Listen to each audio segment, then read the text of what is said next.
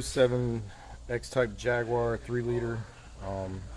Doing a knock sensor like everybody tries to do, and typically people just take this bolt out of the crossover pipe and then slide out of the way. I'll show you how to do it the right way. Spend you a couple bucks, get you a little 10mm wrench, bend it up like this so you have something to grip a hold of, and then get it on here.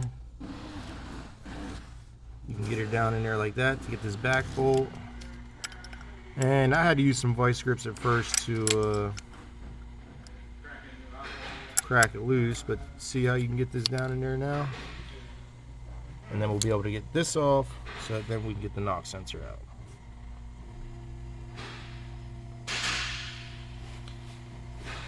Like that sight up here so you can see. Possibly, I don't know. Let's try. And it's a little tedious, but it does work.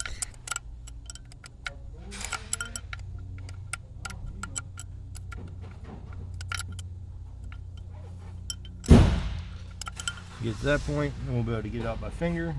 Then we'll take this bolt out and be done.